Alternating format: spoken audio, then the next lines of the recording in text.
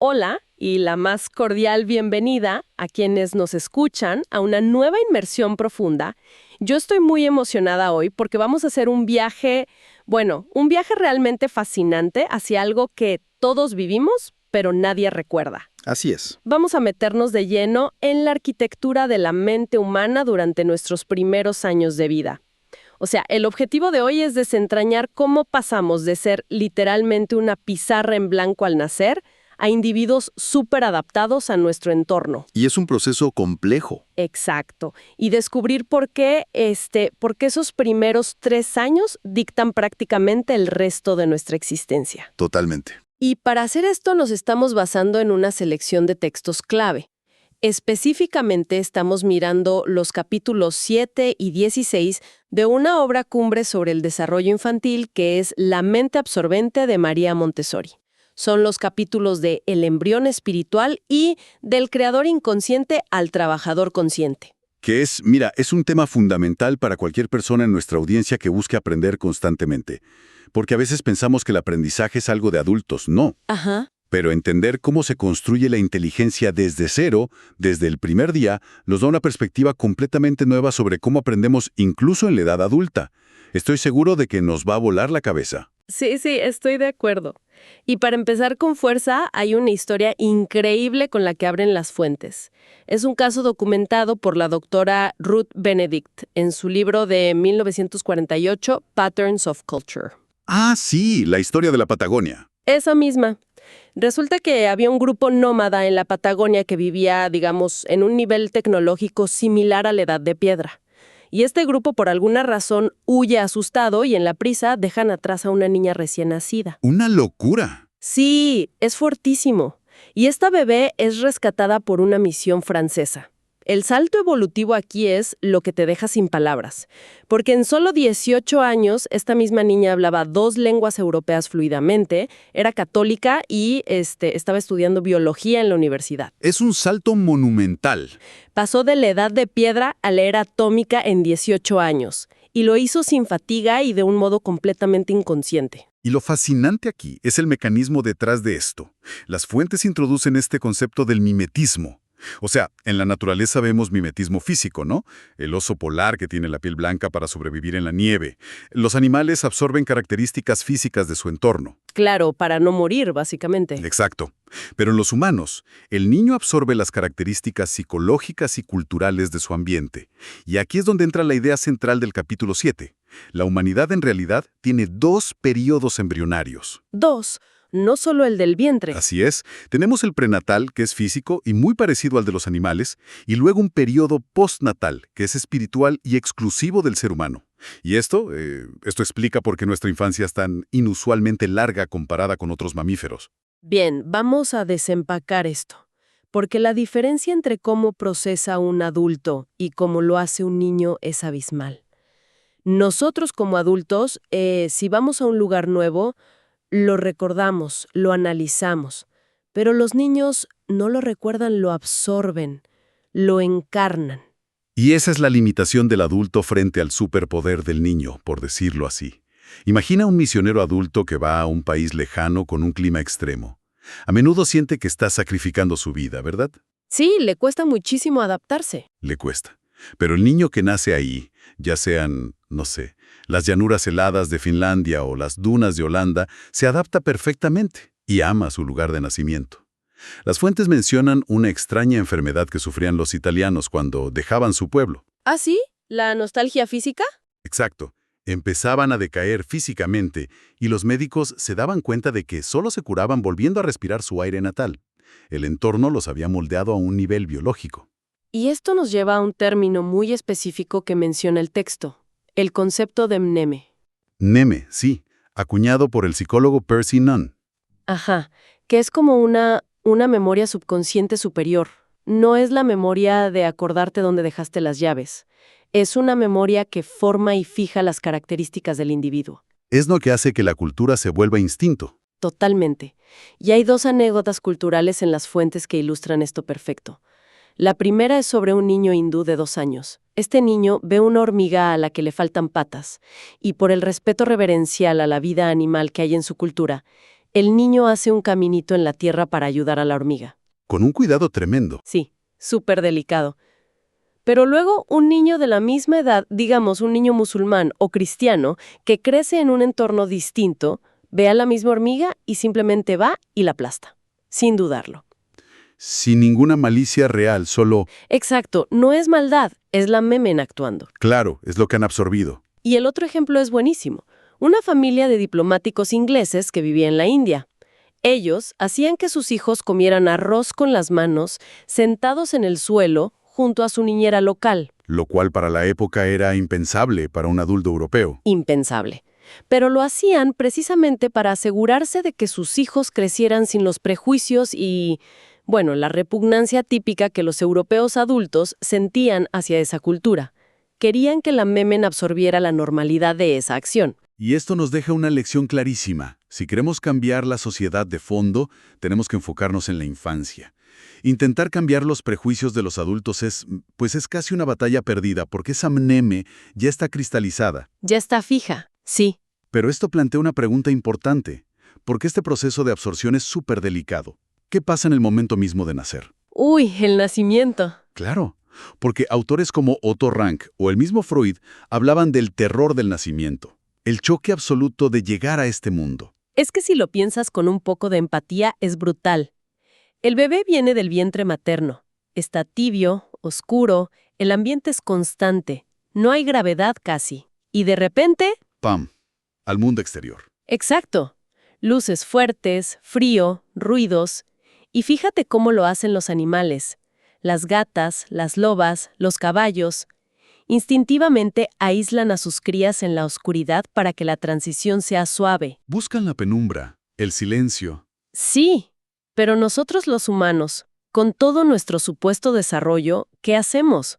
Agarramos al bebé, lo lavamos bajo luces fluorescentes, lo vestimos y lo exponemos inmediatamente a un choque sensorial. Y ahí es donde entra la amenaza de la regresión, que es un concepto clínico muy serio. Si no cuidamos esta transición, la psique del niño puede intentar refugiarse. Las fuentes detallan lo que llaman caracteres de regresión. ¿Cómo se ve eso en un niño? Pues son niños que, por ejemplo, duermen en exceso, mucho más de lo normal, como buscando refugiarse en la inconsciencia. O asumen posturas fetales constantemente, lloran aterrorizados al despertar o se aferran a alguien todo el tiempo por un miedo paralizante al entorno. ¿Como si no quisieran estar aquí? Exactamente. Y el problema es que esto no se queda en la infancia. Esto genera adultos tímidos, con tendencias depresivas o personas extrasociales a las que la vida les pesa demasiado. ¡Qué fuerte! Pero bueno, aquí es donde se pone realmente interesante y un poco más optimista, afortunadamente. Porque si este desarrollo inicial va bien y superamos ese choque, entra en juego algo maravilloso. El impulso de vida. Ajá, Percy Nunn lo llamó orme, que es básicamente este impulso vital hacia la independencia, hacia la alegría de vivir y actuar en el mundo. Y este orme, esta energía, opera a través de lo que las fuentes llaman nebulosas. Es un término hermoso. Sí, muy poético. Pero tiene un sentido científico. A diferencia de un insecto que nace con instintos ya fijos, que ya sabe cómo hacer su telaraña o su panal. ¿Como un programa ya instalado? Exacto. Los humanos nacemos con nebulosas. Son energías creativas latentes. No tienen el conocimiento, pero guían al niño para que absorba patrones específicos de su ambiente. Y el mejor ejemplo de esto, y creo que es el más claro para quienes nos escuchan, es el lenguaje. Sin duda. Las fuentes mencionan el caso de un niño de origen holandés que nace y crece en Italia. La nebulosa del lenguaje de este niño no viene con un diccionario de holandés preestablecido. Claro que no. Lo que hace esa nebulosa es darle al niño la urgencia y la capacidad de absorber el idioma de su ambiente. Así que va a hablar un italiano perfecto, sin rastro de holandés. Es como una mutación misteriosa. Es impresionante.